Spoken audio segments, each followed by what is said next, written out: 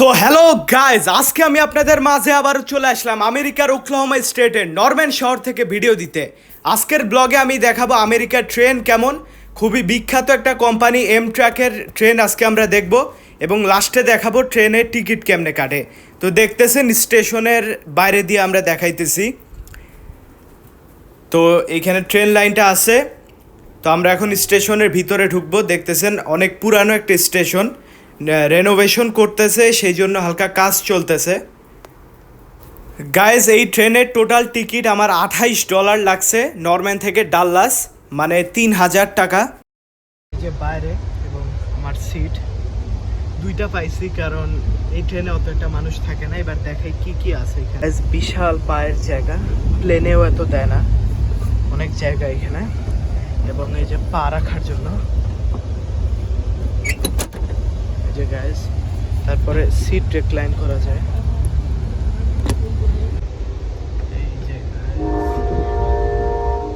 Guys, Oklahoma থেকে Texas ঢুকতেছি।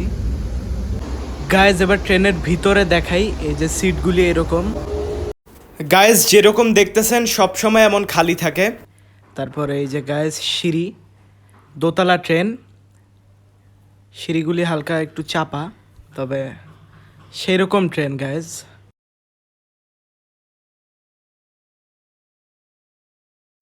Guys, এই ট্রেনের ভিতরে একটা ক্যাফেও আছে, দাম হালকা একটু বেশি, কিন্তু ট্রেনের ভিতরে তো হবে এরকম। দেখতেছেন খাবার গরম করে দেয়। গাইজ, ডাল্লাসে এবার নামলাম। ডাল্লাসের স্টেশন দেখতেছেন আপনারা। তো এই ট্রেনের জার্নি টোটাল 3 ঘন্টা 24 মিনিট ছিল। গাইজ, এবার আপনাদের টিকিট কেমনে কাটতে হবে এই ট্রেনের সেটা দেখাবো এবং বলবো যে এই ট্রেন কেন শর্ট ডিস্টেন্সের জন্য ভালো অন্য যানবাহনের চাইতে। সো গাইজ, প্রথমেই কম্পেয়ার করব বাসের সাথে। গ্রেহাউন্ড দেখতেছেন, গ্রেহাউন্ডের বাস খুবই বিখ্যাত, সেটার সাথে আমরা কম্পেয়ার করব। তো নরম্যান থেকে ডাল্লাস যদি আমি দেই, তাহলে গাইজ আপনারা দেখতেছেন বাসের টিকিটের দাম $12 বেশি ট্রেনের টিকিটের চাইতে, $40, এবং ভোর 6টার বাস। তো আমরা যদি একটু নিচে যাই, দুপুরের যেই বাসটা সেটা $15 বেশি পড়ে যায় ট্রেনের চাইতে।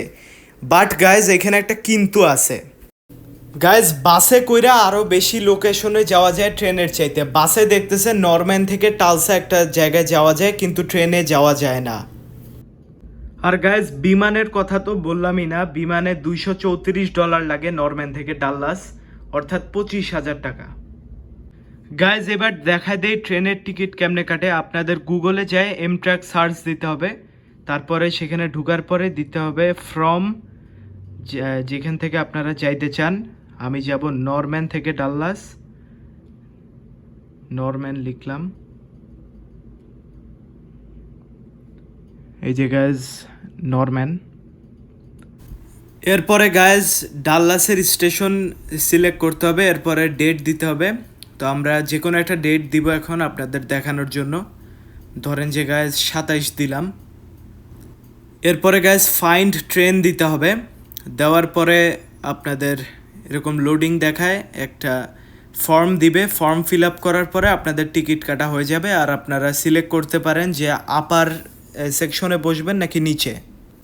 গাইজ, আজকের ভিডিও এই পর্যন্ত। আপনারা ভালো থাকবেন, সুস্থ থাকবেন, এবং কনক্লুশনে যেটা বলতে চাই, বিমান তো অনেক এক্সপেন্সিভ। বিমান অবশ্যই সবচাইতে ভালো যানবাহন না শর্ট ডিস্টেন্সের জন্য, কিন্তু ট্রেন আর বাসের মধ্যে বাস বেশি কনভিনিয়েন্ট আর ট্রেন বেশি রিল্যাক্স।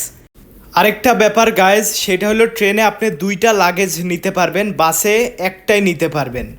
ভালো থাকবেন, সুস্থ থাকবেন, আল্লাহ হাফেজ, আসসালামু আলাইকুম।